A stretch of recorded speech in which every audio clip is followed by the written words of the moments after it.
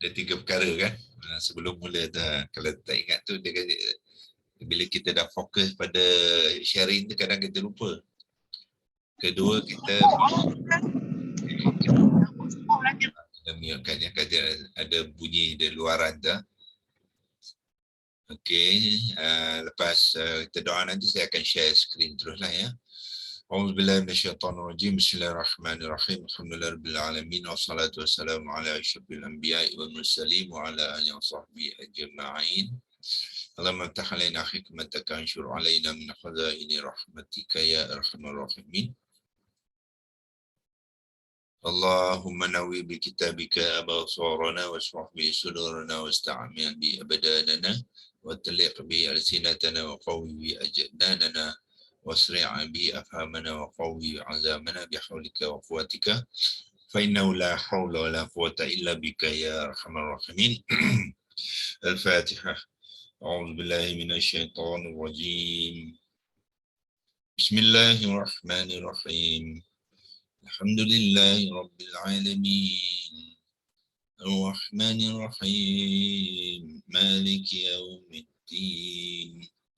Iyyaka na'budu wa iyyaka nasta'in. Ihdinas siratal mustaqim. Siratal ladzina an'amta 'alaihim ghairil maghdubi 'alaihim waladdallin. Amin.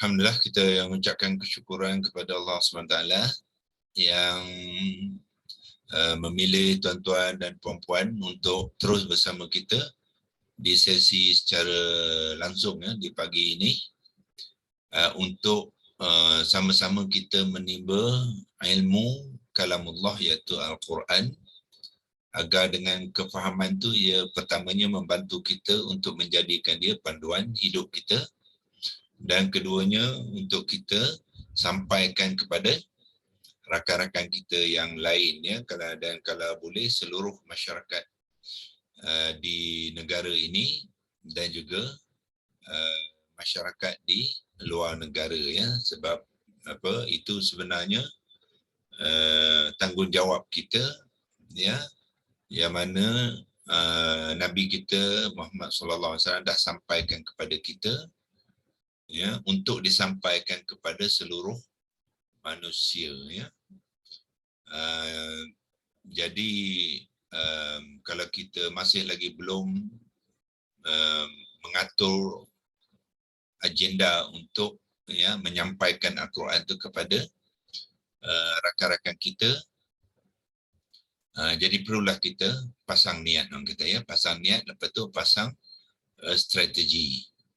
Macam mana agaknya kita nak buat ni ya, masa insyaAllah ya, selagi ada umur Allah bagi kepada kita ya, kita tak tahu bila, tapi sekurang-kurang kita merancang ya. Jadi kita, kalau kita bertemu Allah nanti, kalau Allah tanya kita, adakah kita dah merancang ya untuk menyampaikan ilmu Al-Quran ini kepada masyarakat keseluruhan. Ya, kalau kita tak ada langsung tu, susahlah kita nak jawab, tapi sekurang-kurangnya kita take the first step tu ya, buat perancangan, niat, pasang niat dulu. Ya, kita tahu di Malaysia ni ramai di antara rakan-rakan kita ni membaca Al-Quran tidak faham ya, tidak faham. Jadi dia perlu diperbaiki keadaan tu. Bermula dengan kita, lepas tu kita buat perancangan ya, buat perancangan untuk kita sama-sama. Alhamdulillah dalam kumpulan ni pun ada di antara kita ni yang sudah pun sama-sama merancang untuk mengadakan nanti insyaAllah, kalau berjalan kita akan mengadakan satu international seminar ya, untuk bukan saja rakan-rakan kita di Malaysia tapi juga di luar negara ya. Tujuan kita apa tu?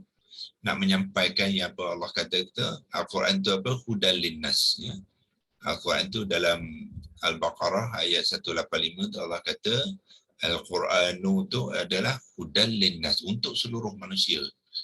Bukan untuk kita saja, bukan untuk keluarga kita saja, tapi bukannya untuk kawan-kawan kita dekat Kelana Jaya ni saja atau dekat Kamuntin, ya, Haji Mazlan punya kawan-kawan saja, bukan.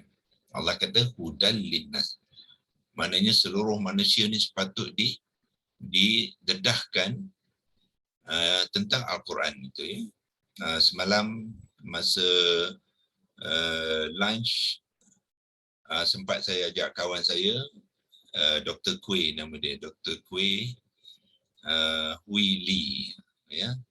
Dr. Kui ni dia ni Buddhis lah, Buddhis, ya. Dah banyak kali lah saya berbincang dengan dia pelan-pelan, ya. Tapi mungkin hidayah belum sampai lagi agaknya, ya. So dia ni orang yang yang sangat mengkagumi orang-orang kaya, mengkagumi orang-orang yang kaya, kerana mereka, dia kata, sebab orang yang kaya ni yang selalu disebut Bill Gates lah, ya, sebab Bill Gates ni selalu dalam berita dan sebagainya selalu buat donation berjuta-juta dolar Amerika kepada orang-orang yang tertentu dan sebagainya, ya. Itu dia sangat tu. So dia punya motif, dia kata kalau kita kaya ni memang best, kita boleh buat banyak kerja, banyak bakti, dia kata good deed, ya. Semua saya berkongsikan dia betul, tapi dengan syarat proses pengkayaan tu baik. Sebab kadang-kadang kita nak kaya ni, bukan kaya ni apa dia driven by the greed, ya. Hawa nafsu kita ni nak kaya ni, kita driven by the greed. Kadang-kadang metod tu, cara kita nak jadi kaya tu tak apa baik. Ya, saya kata kat dia, Dr. Kui, jangan tengok yang hasilnya saja, the ending part, tapi tengok juga cara dia, ya, mengumpulkan kekayaannya, ya. Sebab kadang-kadang kita nak kaya ni, banyak kali kita mengambil hak orang lain, ya. Kita nak betul-betul kaya ni, kita kadang-kadang kita tak sedar, ya, kita mengambil hak orang lain, dan maknanya kita melakukan ketidakadilan kepada orang lain. Jadi proses tu, kalau proses tu tak betul, jadi hasil yang dia buat untuk membuat sebagai dermawan tu pun mungkin tidak diterima, ya, mungkin dia tidak terima, sebab, ya, duit-duit yang dia dapat tu tidak orang kata tak halal lah, ya, tak baik. Jadi kalau digunakan untuk menderma dan sebagainya, maka dia tidak so the package kena betul, beritahu dia, ya, package dia kena betul. Dan yang paling utama sekali saya kata kat dia ialah dia tak beriman dengan Allah, ya. Because baik tak baik itu adalah ukuran Allah. Jadi kalau kita tak beriman dengan dia, macam mana dia nak menerima? So prerequisite-nya kena beriman dulu. So kalaulah Bill Gates tu beriman dengan Allah, insya-Allah apa yang dia buat tu akan baik. Tetapi kalau tidak beriman, maka sayang sekali lah. Dia mungkin menderma banyak-banyak million ke billion ke, ya. Sebab ukuran Allah bukannya kuantiti, ukuran Allah ialah keikhlasan. Keikhlasan mana dia niat tu untuk Allah. Sedangkan dia kalau dia donate berbilion-bilion, tak ada niat dia untuk Allah, so Allah tak terima. Itu dia punya, ya, perbincangannya yang kita boleh, kalau kita berbincang dengan kawan-kawan kita yang bukan Islam, yang untuk mereka buka minda dia, ya. Kadang-kadang perbualan tu secara intelektual lah, ya. So maknanya apa-apa hanya kita mesti kaitkan akhirnya dengan kena menerima yang Allah itu satu saja, ya, bukannya dua tiga. Sebab dia ni pun kuat juga dia punya kepercayaan tu. Dia percaya yang yang agama-agama lain ni betul, ya. So bermakna dia percaya yang macam Hinduism tu ada dia punya syurga sendiri, ya, ada Orang-orang yang itu akan pergi syurga dia. Dia kata orang-orang budi pun ada syurga dia. Ya. So macam-macam lah dia punya teori tu. Disebabkan oleh apa? Pendedahan dia, ilmu dia apa tak sampai macam mana yang kita fahami. Ya. So tugas kita sebenarnya kepada rakan-rakan kita yang bukan agama Islam tu nak mengatakan there is only one God. Ya, satu saja. Tak ada yang membina macam Kerawala Universe ni, Tuhan yang satu saja. Kalau ada cerita-cerita Tuhan yang itu, Tuhan yang ini semua tu, itu adalah apa? Rekaan manusia saja. Rekaan manusia sebagaimana orang Kristian, mereka konsep ketuhanan macam mana dia tak nak sembah Allah tau. Apa dia buat? Oh, dia pergi katakan yang Nabi Isa tu anak Allah, dia sembah anak Allah pula. Jadi dia jadikan apa tu? Nabi Isa tu sebagai Tuhan pula. Kemudian dia buat cerita lain, ya. Dia ubah suai jadi konsep Trinity. Itu semua apa? Ciptaan manusia lah. Ya, manusia ni dia ada hawa nafsu dia. Dia ada keinginan, maknanya kalau dia nak pergi ke arah yang batil, dia akan pergi ke arah, dia akan reka macam-macam, ya. Allah kata fa'alhamaha fujuraha wa taqwaha, ya. Apabila Allah dah sempurnakan insan ni, Allah bagi dua jalan. Ada yang jalan fujuraha, yang tak baik, ataupun wa taqwaha, iaitu jalan yang mengikuti cara Allah. So mana yang kita nak pilih? Kalau kita manusia memilih wa taqwaha, alhamdulillah, ya. Dan kalau dia nak memilih fujuraha, maka destinasi dia akhirnya akan ke neraka Jahannam, ya. Itu semua pilihan Allah dah bagi. Sepulang mana hasilnya adalah disebabkan oleh kefahaman masing-masing, ya. Dan satu yang menarik juga, kebanyakan daripada rakan-rakan kita ni sentiasa melihat ukuran manusia sejagat. Ya, manusia sejagat. Contohnya macam konsep kaya tadilah, ya. Dia kata kebanyakan orang akan menghormati orang yang kaya sebab dia banyak harta, ya, dan sebagainya. Ya, so itu konsep manusia tu, ya, yang difahami bila kita tengok orang ramai percakapan ataupun pendapat orang ramai, kita merasakan itulah yang betul, ya. Tapi tak semestinya. Ya, dalam surah Al-An'am Allah mengatakan kalau sekiranya kita ni mengikut kebanyakan orang di dunia ni, Allah kata kita akan sesat. Ya, menunjukkan yang kebanyakan tak semestinya betul. Inna aksarahum la ya'lamun, Allah kata kebanyakan daripada mereka ni tak mengetahui pun.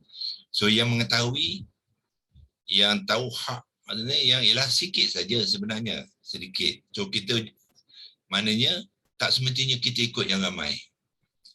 Kita nak mengikut yang ada ilmu, yang tahu membezakan hak dan batil. Yang ni yang kita nak ikut.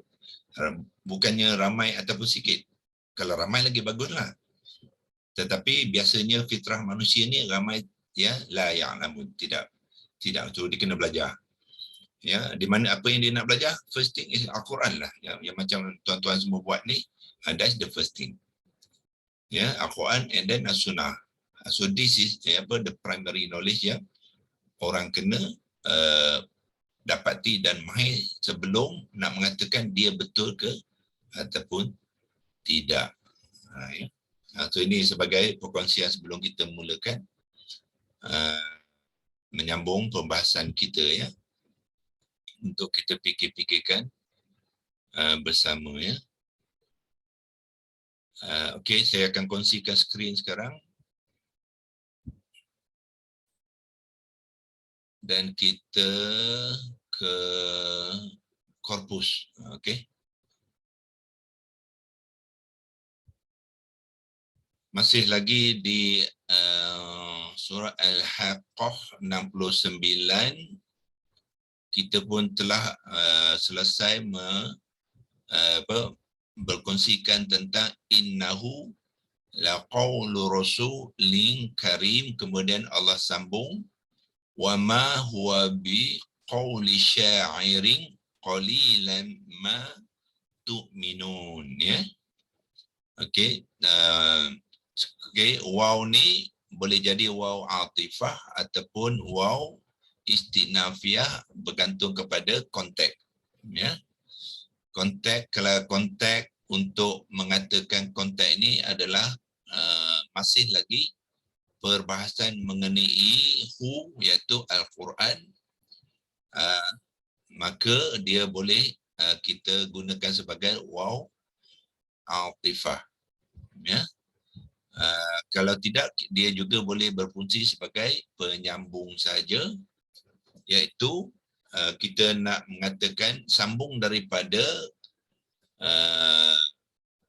perbincangan mengenai Quran tu adalah dibawa oleh Jibril yang mulia itu, kita sambung saja, ya. Boleh dia jadi juga istighnafiyah, ya, mengatakan yang sekarang Al-Quran tu juga, ya, Quran tu juga bukanlah perkataan orang-orang syair, orang poet, ya. Dan Allah kata qalilan ma tu'minu, ya. So ini boleh jadi satu cerita yang baru kepada yang atas ni. So waw ni boleh juga dilihat sebagai waw penyambung cerita. Bermakna ini satu cerita, kemudian dia sambungkan satu cerita yang lain, ya. Cuba kita lihat qalilan, ya, qalilan. Qalilan ni sedikit sahaja, ya. Dan dia dalam bentuk mansub, ya, mansub. Jadi qalilan ni ialah sedikit saja. So mesti ada sesuatu yang nak diterangkan sedikit tu. Ya, mesti ada sesuatu yang nak diterangkan, ya. Qalilan ma tu'minun, ya, sedikit saja apa yang kamu semua beriman, ya. Nah, ini saya rasa tuan-tuan dah kenal lah tu'minun ni apa dia. Fi'il mudhari' maklum muzakkar wazan keempat, ya. Dengan fa'il dia kamu semualah. Ta tu dengan waw nun tu menunjukkan kamu yang ramai, ya. Tu'minu, ini adalah bentuk acuan yuf'ilu, acuan wazan keempat, ya. Hari ini saya tak buka lagi nanti saya cuba bukakan template tu.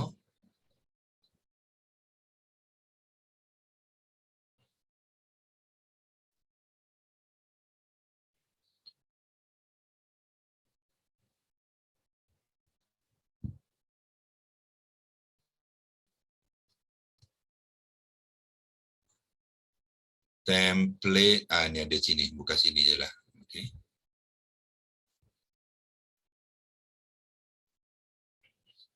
Sambil itu kita berkongsikan mengenalkan bentuk-bentuk kalimah. Tengok balik, tu'minu, ya, tu'minu, acuan mana? Acuan fi'il mudhari' wazan keempat. Yang ni, ya, yuf'ilu. Asal dia yuf'ilu, kemudian ya tu ditukarkan kepada ta, jadi tuf'ilu. Kemudian tambah waw nun jadi tuf'iluna, dalam konteks mana dia jadi tu'minuna. Itulah, ya, cara-cara kita nak mengenal jenis-jenis kalimah di dalam ayat, ya. So bermakna dia adalah fi'il mudhari' maklum wazan keempat, ya. Sebab sini adalah baris wazan keempat, yufilu. Itulah, dan dia adalah jamak dengan adanya waw nun di hujungnya. Okey, itu cara nak mengenalnya. Jadi qalilan ni refer kepada mana, ya? Refer kepada qalilan ma tu'minu, bermakna apa yang mereka percaya, ya, atau mereka beriman tu sikit sangat. Ya, so maknanya mesti ada objek dia. Ya, objeknya ialah dia merujuk kepada ma ni isim mausul sahaja ya. Dia isim mausul. Isim mausul ni mesti dia ada relate kepada objek dia ya. So tapi di dalam ayat ni objek tu tidak dinyatakan, dia mahzuf ya, dia dihazaf. Mana dia tidak dimaklumkan, dia tidak dinyatakan. Jadi objek tu sepatutnya berada selepas tu minuna lah ya. Apakah objek yang orang ni kamu semua ni sedikit saja percaya tu? Dia biasanya dalam bentuk isim masdar yang mansub. Ya, isim masdar yang mansub, maka dia kita panggil dia apa? Maf'ul mutlaq ya. Maf'ul mutlaq. So maf'ul mutlaq ialah isim masdar yang mansub yang dihazafkan ya di dalam ayat ini ya. Dia tidak dinyatakan dia sebab dia boleh jadi apa saja ya. Boleh jadi dia umum. Ya, dia bentuk nakirah yang mansub. So qalilan ni adalah sifat kepada kalimah yang dihazafkan tu ya, dimahzufkan tu. Sebab tu dia dalam bentuk fathah berbaris atas tanwin tu ya, mana dia adalah sebenarnya sifat ya, isim sifat kepada satu kalimah yang dihazafkan ya, iaitu sesuatu yang mereka percaya ni sedikit saja ya, sesuatu yang mereka percaya itu ya, ataupun apa-apa saja yang mereka percaya itu sedikit saja mereka beriman. So qalilan tu ialah sifat kepada maf'ul mutlaq ya, yang dihazafkan ya di dalam ayat ni. Itulah cara kita nak mengenal mana konteksnya qalilan ni ya. Okey, alhamdulillah, kita teruskan kepada ayat selepasnya ya. So kalau kita lihat pembentukan ayat yang ini, iaitu ayat yang ke-41 dengan 42 sama saja ya, sama saja. Nak diceritakan yang tadi wa ma, gunakan ma, dia harfun nafiah, dan Allah sambung dengan wala, juga harfun nafiah ya. Konsep dia sama juga. Yang ni tadi biqauli syairin, yang ni biqauli kahinin. Ya, tengok tu dia format tu, bentuk ayat yang ini ya dengan ayat ini adalah selaras. Ya, maknanya waw ni adalah waw penyelaras ya, waw menambah dan menyelaraskan cerita.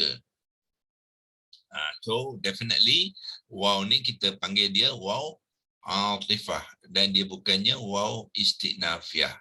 Bukan hanya menyambung cerita, tapi dia menyelaras ya apa yang disampaikan di dalam ayat ni dengan ayat yang seterusnya, ayat 42 ya, ayat 42. Okey, so apakah buktinya di dalam ayat ni nak mengkonfirmkan ya, nak menguatkan lagi hujah kita yang ini adalah waw atifah.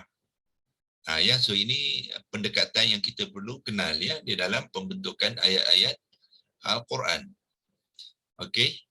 So buktinya ialah di sini ada huwa yang menunjukkan kepada Al-Quran.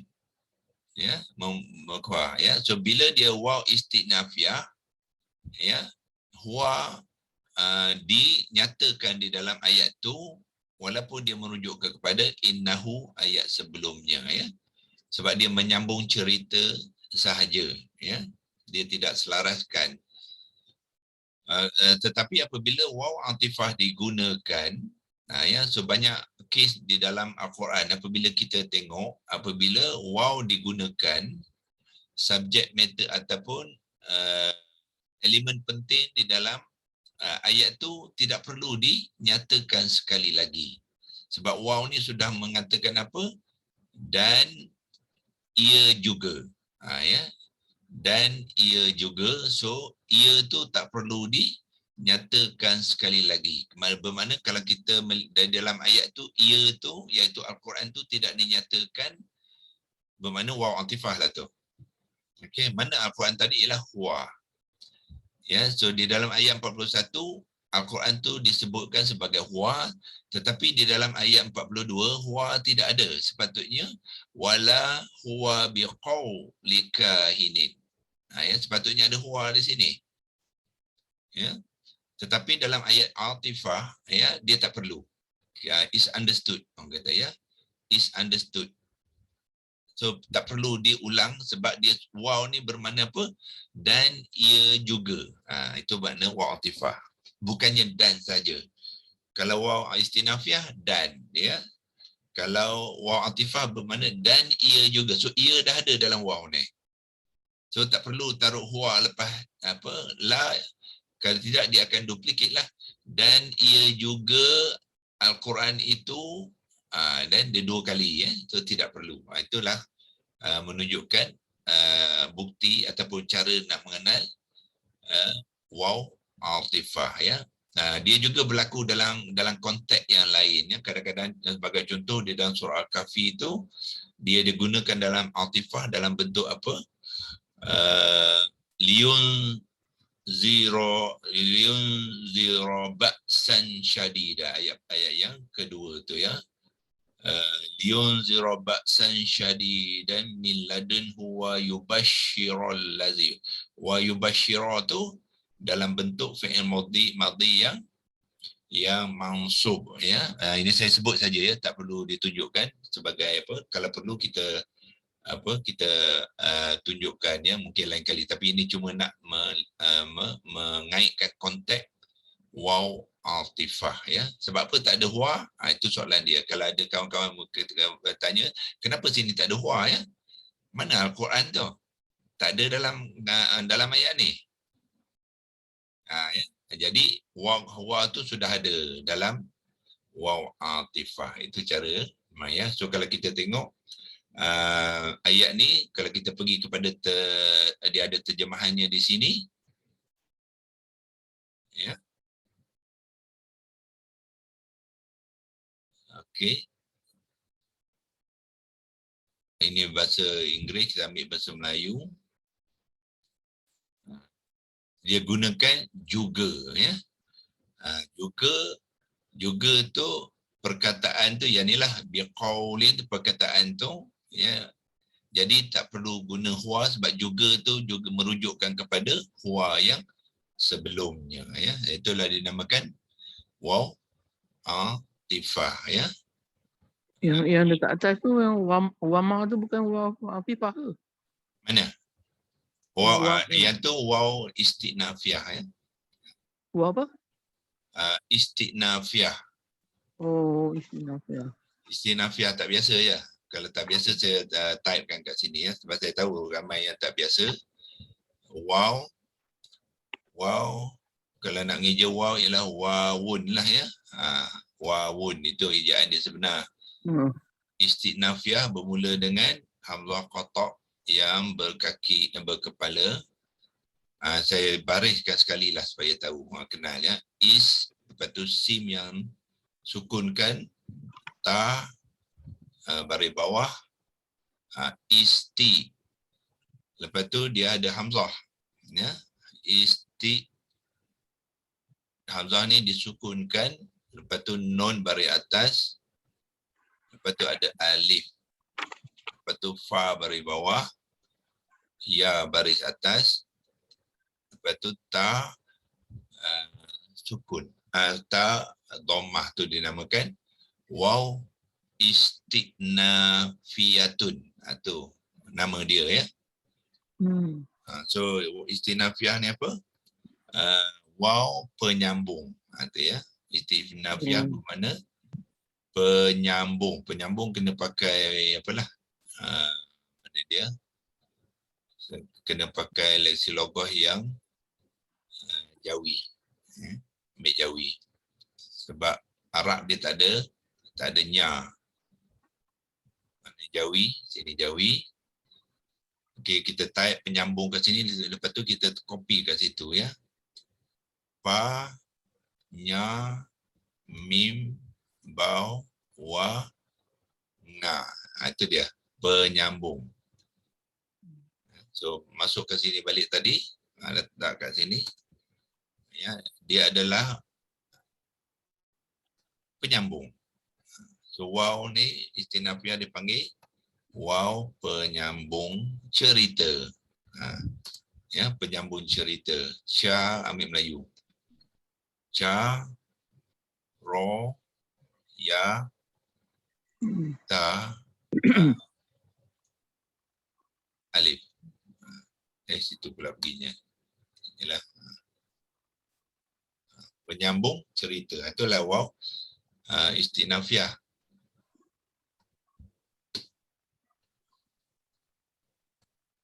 Okey. Kalau waw antifah, ya, kita terangkan supaya tuan-tuan dapat mengikutnya. Kadang-kadang tak ditunjukkan tu, dengar saja bunyi dia tak faham ya. Okey, waw antifah ialah macam ni ejaan dia. Ain, alif, 751 dah ya. Ta bari bawah, fa bari atas, ta marbutah, tan dhammah, tanwin. Itu dia. Atifatun. Atifah. Itu dia waw antifah. Apa dia berfungsi sebagai waw, dia menambah ya, waw menambah dan menyelaras. Menambah dan menyelaras. Yang ni dia sambung saja ya, sambung cerita ya, dia tak selaras ya. Kalau itu waw dia sambung saja cerita. Kalau waw antifah dia menambah dan menyelaras. Ya. So, kalau Melayu kita ambil sini, okay, ini boleh padam. Menambah, mim nun, okey, itu pula begini ya.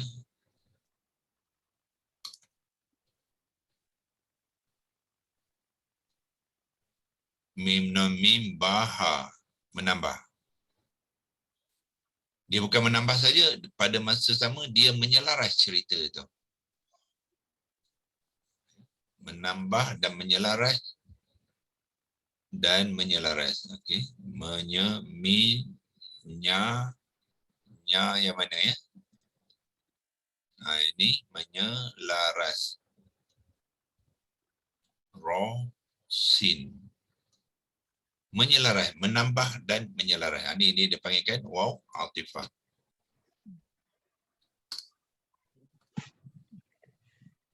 Itu beza dia. Menambah dan menyelaras cerita. So dalam konteks itu kita nak apakah tambahan dan apakah penyelarasan, kita balik ke sini. Ya. So wala biqauliha likahinin qalilan adalah tambahan. Ya, tambahan kepada cerita yang sebelumnya, iaitu apa? Ma huwa biqauli sya'irin qalilan ma tu'minun. Itu tambahan. So apa yang dia selaras? Ya, start daripada mula ni dah selaras. La sini dia selaras dengan ma. Wa ni ada di dalam wa. Lepas tu biqaulin sama. Biqauli sini. Ya, yang ni cerita dia pasal apa? Sya'irin. Ni cerita dia pasal kahinin. Item saja berbeza, tapi konteks dia sama ya, iaitu yang ni adalah isim fa'il, yang ni pun isim fa'il. Nampak ya, diselaraskan bentuk dan rupa kalimah yang digunakan tu. Kemudian qalilan ma tu'minun sama je, qalilan ma tazakkarun. Yang bentuk je berbeza, tapi konsep dia sama ya, form berbeza, tapi substance dia sama. Itu maksud yang bezanya ialah sini tu'minun, yang ni tazakkarun, ya, kamu mengambil peringatan. Ya, tazakkarun, kamu mengambil peringatan. Tengok form dia tu, ya, form berbeza tapi substance dia, content dia adalah perkara yang sama, ya, perkara yang sama, rupa saja berbeza. Itulah dipanggilkan waw atifah. Atifatun, ya, kalau dia menyambung saja kita panggil dia waw istinafiyah, ya. Okey, saya ingat cukup untuk perkongsian pada hari ini. Okey, apa makna wala biqauli kahinin qalilan ma tazakkarun, dan tidaklah juga Al-Quran itu, so kita boleh masukkan Al-Quran itu di dalam terjemahan sebab waw tu dah masuk, dah selaraskan sekali. Perkataan kahinin ialah orang-orang tukang ramal, ya. Dulu di Arab-Arab tu dia orang pun percaya macam kita Malaysia ni pun ramai juga orang yang pergi jumpa tukang ramal nak meramal nasib dia orang masa depan, ya. Itu dia kahinin, ya. Asal dia ialah kahinun, tetapi sebab dia mudhafun ilai, jadi dia mengambil nun baris bawah lah, majrur, ya. Jadi qalilan ma tazakkarun, Allah katakan sikit je, ya, sikit sangat yang kamu mengambil peringatan, ya. Maknanya apa-apa yang Nabi sampaikan kepada mereka tu mereka tak ambil pun sebagai peringatan. Begitu di atas tu, apa yang Nabi sampaikan kepada mereka, ya, sikit sangat mereka beriman, ya. So itu dimasukkan konteks dia sama, tapi item saja yang berbeza, ya. Okey, itu kita lihat pertalian di antara dua ayat 41 dengan 45 yang bersabit dengan Al-Quran yang Allah turunkan melalui Jibril yang Rasulin Karim ni, ya, disampaikan kepada Nabi kita, dan Nabi kita sampai kepada masyarakatnya kata Nabi itu apa?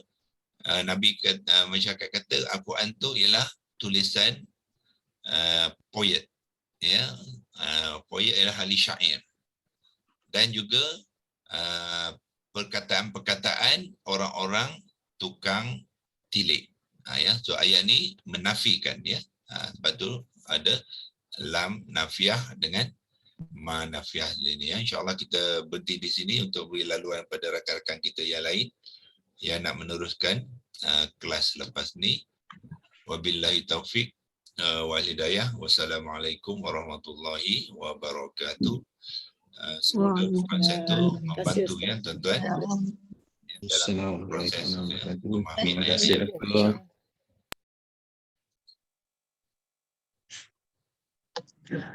Assalamualaikum. Waalaikumsalam. Assalamualaikum.